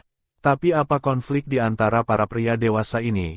Apakah pantas jika dia ikut campur? Bisa dibilang punya banyak suami juga merepotkan. Sedang berpikir, Ling Ce meletakkan mangkuk dan sumpit. Aku sudah selesai, kalian makanlah pelan-pelan. Selesai bicara dia masuk ke kamar tidurnya sendiri dan menutup pintu rapat-rapat. Dia hari ini sopan sekali. Bai Yan berpikir, lalu tiba-tiba merasa ada yang salah. Dia sepertinya sedang marah pada dirinya. Memikirkan itu, dia meletakkan sumpit. Kalian tadi pagi kenapa berkelahi? Mereka berkelahi kenapa marah padanya? Mungkinkah karena semalam dia bilang dia cepat? Mendengar itu, Zheng Ran tersedak hingga memukul dada dan batuk-batuk. Xie membuang muka, sementara Ye Qiu ekspresinya tidak berubah, menggunakan sumpit umum mengambilkan sayur untuknya. Masalah kecil, tidak usah dipikirkan. Tapi Ling Che marah. Dia belum pernah melihat Ling Che marah padanya. Ye Qiu melirik ke sana kemari, ragu apakah harus bicara. Ling Che sama sekali tidak memasukkan masalah perkelahian dengan mereka ke dalam hati. Alasan dia tidak senang adalah karena melihat obat pencegah kehamilan Bai Yan. Jika bertukar posisi, dia juga akan sangat sedih. Jika Yan tidak mau, dia bisa bicara padanya, dia tidak akan memaksanya. Pencegahan kehamilan atau semacamnya bisa dia yang lakukan. Dia merasa Ling Che juga berpikir begitu. Zheng Ran tidak menjawab, hanya terus makan ayam. Biarkan saja Ling Che ngambek. Paling bagus kalau ngambek sampai Yan tidak menyukainya lagi. Xie tidak berpikir begitu. Melihat Bai Yan agak marah, dia buru-buru membela diri. Yan, Ling Che tidak senang karena alasan lain. Katanya dia agak gagap, dia tidak senang karena kau. Kali ini giliran Bai Yan yang bingung. Dia kenapa? Zheng Ran akhirnya meletakkan sumpit, membuang tulang ayam. Tadi pagi dia membantumu membereskan kamar, dan menemukan semacam pencegah kehamilan darurat di kamarmu. Lalu dia jadi begitu. Mo Yu juga menimpali. Kemudian aku lihat dia keluar dari kamarmu, sepertinya habis menangis. Mendengar ini, wajah Bai Yan kosong. Sama sekali tidak menyangka ternyata ini alasannya. Ling Che mungkin merasa kau tidak menyukainya. Yan melahirkan anak serigala dan anak elang, mereka semua sangat iri. Ling Che susah payah baru menjadi pasangan, malah mengalami hal ini. Bai Yan terdiam cukup lama, menyuruh mereka makan dulu sementara dia pergi melihatnya. Baru jalan 2 langkah, dia teringat sesuatu. Kalian belum bilang kenapa memukulinya. Zheng Ran berbisik, semuanya kesal. Siapa suruh dia tidak pakai baju, memamerkan tanda ikatan tanda kawin kemana-mana. Rasakan, tentu saja, kalau dia bisa menjadi pasangan Yan, dia tidak hanya akan keliling di rumah. Dia akan bertelanjang dada keliling suku King Yan 3 putaran. Gadis itu masuk diam-diam ke kamar Ling Che.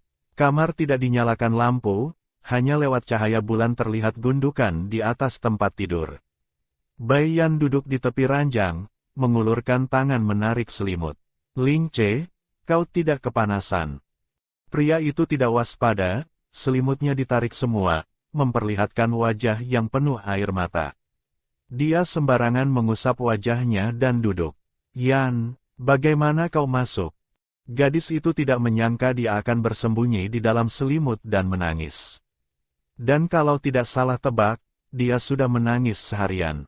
Aku datang melihatmu. Kenapa menangis sedih begini? Aku kira ketel siapa sudah mendidih. Ling Che membelalakkan mata, menjelaskan dengan serius. Aku tidak menangis bersuara. Mendengar itu gadis itu tertawa geli, menangkup wajahnya dan dengan lembut menghapus jejak air matanya. Kenapa menangis? Ceritakan padaku. Ling Che menggigit bibir, tidak berani bicara jujur tapi juga tidak mau membohonginya, jadi hanya diam terus. Apakah karena melihat obat pencegah kehamilan di kamar tidur? Tidak menyangka Bai Yan akan berinisiatif mengungkitnya, pria itu tertegun lalu mengangguk, suaranya serak. Yan, maafkan aku. Tidak seharusnya aku menggunakan alasan buah perangsang untuk minta kawin dengan Yan. Hati Bai Yan terasa lembut dan hangat. Dia menyentil dahi Ling Che. Jangan berpikir macam-macam. Yan juga bukan seperti yang kau pikirkan. Racun Bei dalam tubuhku belum hilang, aku tidak ingin hamil, untuk menghindari janin dalam perut tertular racun. Dia tidak tahu jika dia hamil apakah racun Bei akan mempengaruhi janin, tapi berhati-hati tidak ada salahnya. Melihat Ling Che masih bengong belum sadar, gadis itu mengecup ringan sudut matanya. Kau jangan banyak pikiran, oke? Ling Che mengangguk, tersenyum lebar dan memeluk Bai Yan. Yan, aku kira kau sangat membenciku. Dia ketakutan setengah mati. Gadis itu mengusap kepala Ling Che. Lain kali kalau ada keraguan jangan dipendam dalam hati. Ingat untuk datang mencariku. Ling Che memeluknya erat, suara sengau yang berat. Baik, aku ingat, aku akan begitu. Ada Bai Yan sebagai jaminan, Ling Che memutuskan mulai sekarang tidak akan berpikir macam-macam sendirian lagi. Tidak menangis lagi, ikut aku keluar, beri makan Moyu. Maka Ling Che dengan mata bengkak seperti ikan mas koki keluar bersama gadis itu. Keduanya sibuk sampai larut malam baru berhenti. Rubah kecil memasak air panas dan membawanya ke kamar mandi. Yan, waktunya mandi dan istirahat. Saat gadis itu masuk kamar mandi untuk bersih-bersih, Zheng Ran dengan penuh perhatian menyiapkan baju ganti dan handuk bersih, menggantungnya di rak kayu. Dia batuk kecil. Saat gadis itu selesai mandi, tidak ada lampu yang menyala di kamar tidur. Bai Yan yang lelah seharian meraba-raba naik ke tempat tidur dalam gelap. Tiba-tiba dia melihat rubah kecil berpakaian minim berdiri di tengah ruangan. 32 kotak otot perut terlihat jelas di bawah sinar bulan. Suara pria itu menggoda, senyumnya memikat. Yan lelah seharian, aku menarikan tarian untukmu ya. Tanpa menunggu gadis itu bicara. Setelah tarian selesai, gadis itu terpesona hingga lupa arah. Tidak menyangka di dunia hewan masih ada tontonan seperti ini. Belum sempat dia sadar, pria itu sudah naik ke ranjang, menariknya ke dalam pelukan, tangan lainnya menarik selimut membungkus mereka berdua. Ayo kita tidur.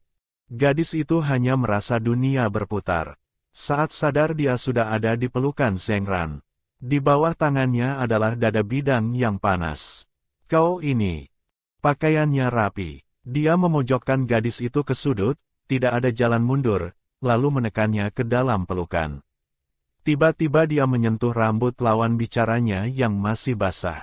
Wajah yang tadinya penuh hawa nafsu seketika berubah serius.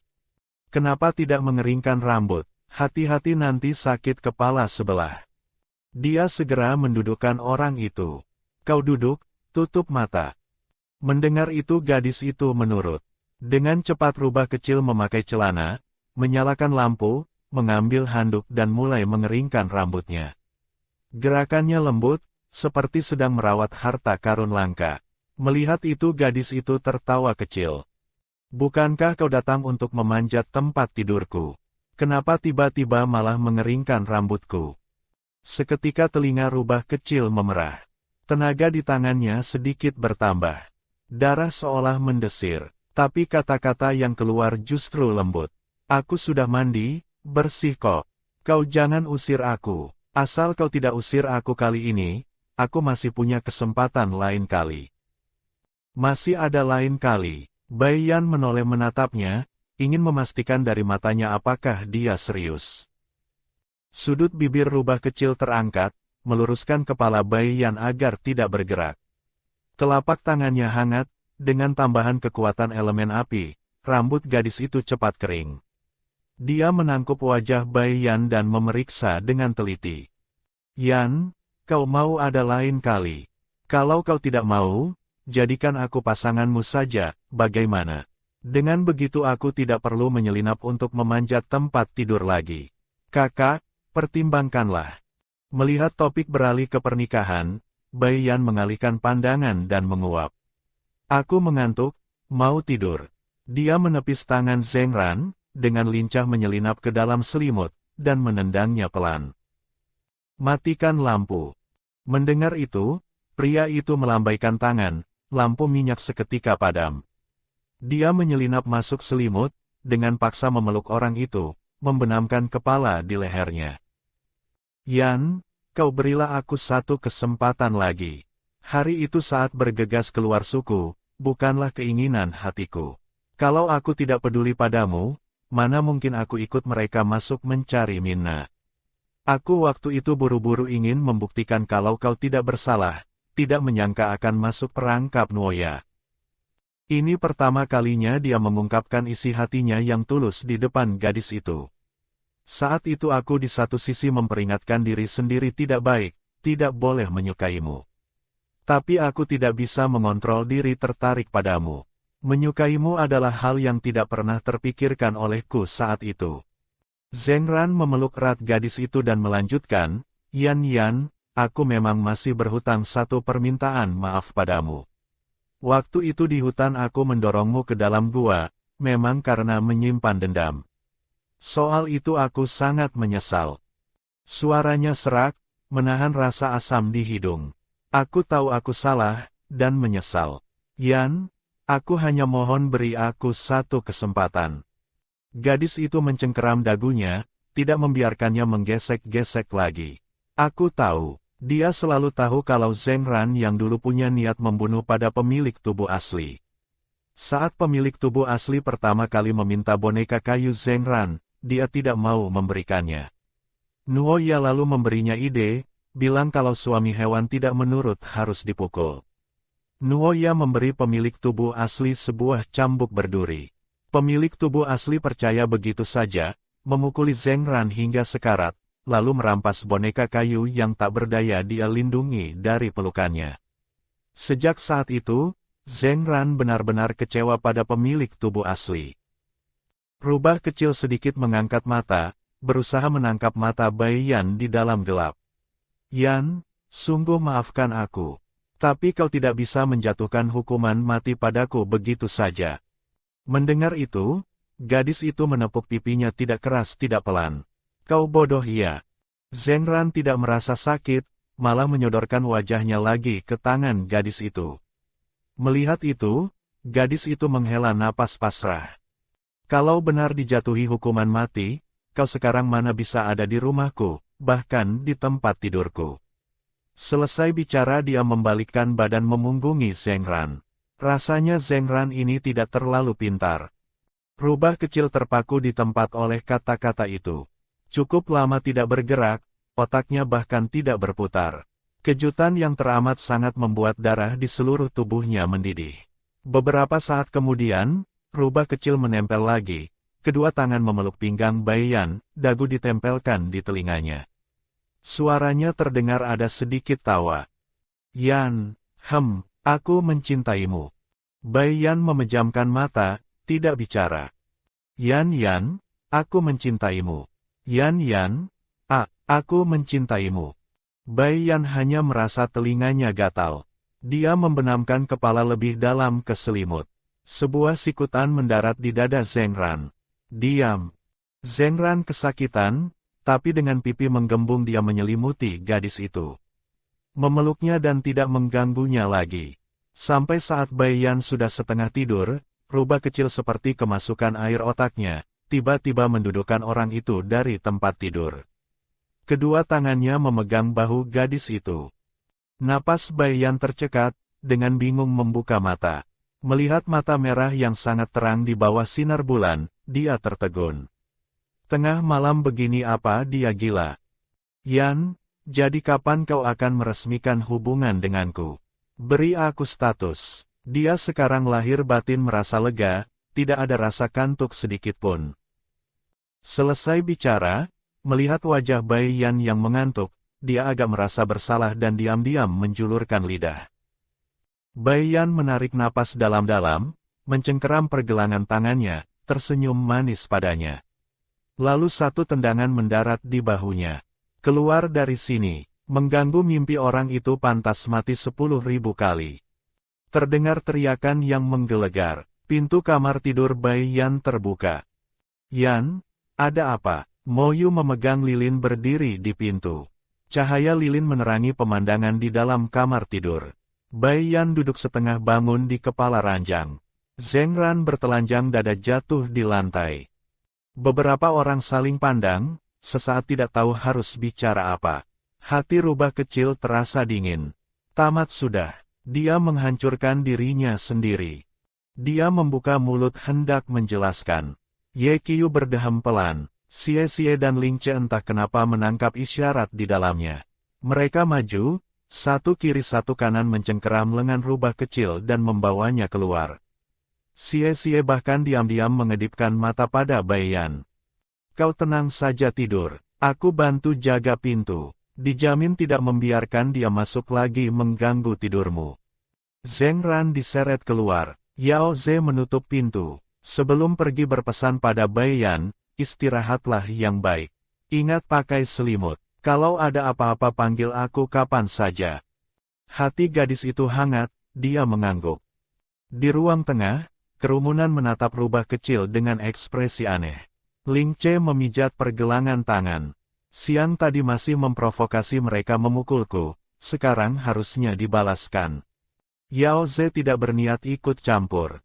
Suaranya pelankan sedikit, jangan berisik pada Yan. Begitu kata-kata itu jatuh, hewan-hewan lain mengepung rubah kecil. Keesokan harinya, semua suami hewan berlomba-lomba cari muka di depan gadis itu. Semuanya berharap diri mereka adalah orang yang akan disayang berikutnya. Melihat beberapa hewan yang makan saja menempel padanya, gadis itu tiba-tiba merasa, meja ini agak kekecilan ya. Begitu kata-kata ini keluar, hati empat mantan suami yang belum dapat status menegang. Mo Yu mengeratkan sumpit di tangannya, menaruh sepotong daging tanpa lemak ke mangkuk Bai Yan. Pikirannya berputar, merasa meja kekecilan itu karena banyak orang. Apa Yan merasa mereka mengganggu? Hewan lain juga punya kekhawatiran yang sama. Gadis itu mengunyah daging di mulutnya. Besok ganti meja besar saja ya. Kita kan memang banyak orang. Tahun depan beberapa anak juga sudah bisa makan bersama kita. Meja ini tidak cukup pakai. Mendengar itu, keempat hewan serentak menghela napas lega. Harimau besar tersenyum lebar dan mengangguk berulang kali. Baik, besok aku pergi tebang kayu. Asalkan bukan bermaksud mengusir mereka, apa saja boleh. Hati Mo Yu terasa lembut. Bai Yan meskipun tidak bilang secara jelas, tapi apakah maksudnya di sini adalah mau menerima mereka kembali? Dia tidak berani tanya, juga tidak ada yang berani tanya. Tidak ada yang bicara lagi, semua mulai makan dengan serius. Rubah kecil menyeruput mie dingin. Dalam hati berpikir, semalam karena terlalu bersemangat dia ditendang Yan dari tempat tidur.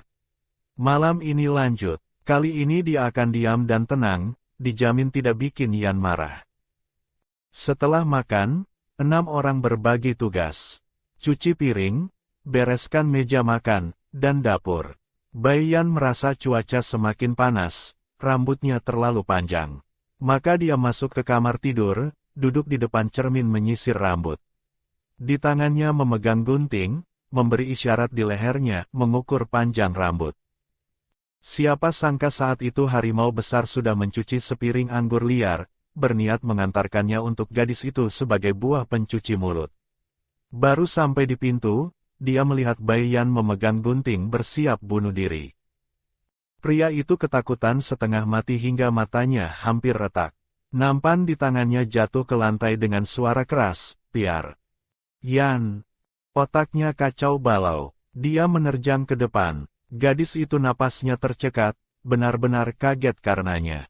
Belum sempat bereaksi, Xie sudah merampas gunting dari tangannya. Pupil matanya penuh dengan keterkejutan dan ketakutan.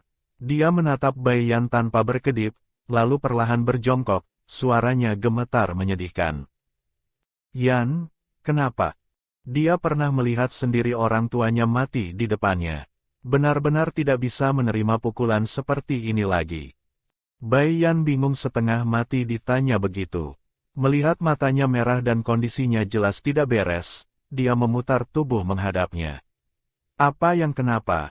Belum mendapat jawaban dari mulutnya, 5 hewan lain sudah berdiri serempak di pintu. Di mulut Zheng Ran masih menggigit sebutir anggur. Pantas saja teriakannya kencang sekali, pasti jatuh. Mo Yu tidak bicara, hanya menatap Bai Yan dengan tatapan bingung. Gadis itu menggelengkan kepala. Harimau besar dengan tangan gemetar mengangkat gunting. Bukan aku, Yan, dia mau bunuh diri. Mendengar ini Bai Yan sendiri bengong. Hah! 5 hewan serentak terkejut dan berbondong-bondong masuk. Moyu langsung mengangkat gadis itu dari depan cermin, satu tangan menahannya, tangan lain memeriksa lehernya apakah ada luka. Yao Ze dan Ling Che juga satu kiri satu kanan memegang tangannya memeriksa. Ye Qiu memeriksa dari leher belakang sampai ke pinggang, memastikan tidak ada noda darah sedikit pun. Alis rubah kecil berkerut rapat, ada dorongan ingin merobek bajunya untuk memeriksa. Wajah semua orang pucat dan jelek. Suasana di kamar tidur menjadi berat. Bai Yan menelan ludah, tertawa canggung. Aku tidak mau bunuh diri. Aku hanya mau potong rambut. 6 hewan itu tertegun. Tangan Moyu kaku, merasakan sentuhan hangat dan halus di telapak tangannya. Wajah yang tadinya seperti badai tiba-tiba menjadi datar. Bai Yan menepuk pundaknya, memberi isyarat agar Moyu menurunkannya. Aku juga tidak tahu kenapa Xie begitu masuk langsung mengira aku mau bunuh diri. Beberapa orang serentak menoleh melihat harimau besar, memintanya memberi penjelasan. Sementara air mata pria itu sudah menggenang di pelupuk mata. Saat ini dia bengong, bahkan lupa berkedip.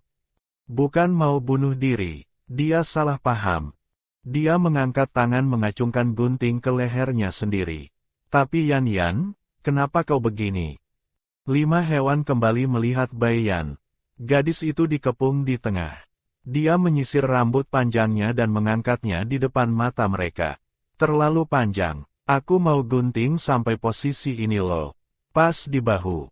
Sebuah kesalahpahaman konyol. Harimau besar seketika malu sampai jari kakinya mencengkeram tanah. Dia kira racun B di tubuh Yan membuatnya terlalu menderita sampai tidak punya keinginan hidup lagi. Meskipun dia tidak pernah bilang, tapi dia beberapa kali melihat Yan diam-diam muntah darah. Sudahlah, Yao Ze mengambil gunting dari tangan harimau besar. Cuma salah paham. Xie, kau tinggal bereskan anggur di lantai. Yan, kita ke teras, biar aku yang potong rambutmu. Maka Ye Qiu membawakan kursi, rubah kecil memegang cermin, dan Moyu mengambil kain untuk dilingkarkan di depan gadis itu agar potongan rambut tidak jatuh ke badan. Yao Ze dengan lembut menyisir rambut Bai Yan sedikit demi sedikit, memegang gunting mengukur panjangnya. Setelah dia mengangguk setuju baru dipotong. Rambut dipotong pendek, jauh lebih sejuk. Seharian gadis itu suasana hatinya sangat baik. Sampai dia melihat Moyu menggendong keranjang keluar di bawah sinar bulan. Gadis itu bingung dalam hati. Dia mau kemana? Berpikir dia bukan orang yang impulsif, seharusnya tidak akan ada masalah, jadi dia tidak ikut campur. Dia diam-diam tidak mengunci pintu untuk Moyu. Kembali ke kamar, dia meletakkan setengah baskom es di samping tempat tidur. Dengan begitu tidur akan lebih sejuk. Tiba-tiba teringat sesuatu, dia mengunci pintu dari dalam baru tidur. Benar saja, tidak sampai setengah jam, rubah kecil diam-diam sampai di pintu kamar gadis itu. Mendorong pintu, tidak bisa dibuka. Seketika dia agak sedih. Benar-benar tidak memberiku kesempatan memanjat tempat tidur lagi. Dia tidak berani kurang ajar lagi, memutuskan menyerah untuk kesempatan malam ini, besok berjuang lagi. Bai Yan berbaring nyaman di tempat tidur, perlahan masuk ke alam mimpi. Tapi dia tidak tahu, ada seekor ular putih berenang masuk dari jendela. Bai Yan sudah memadamkan lampu minyak, berbaring nyaman.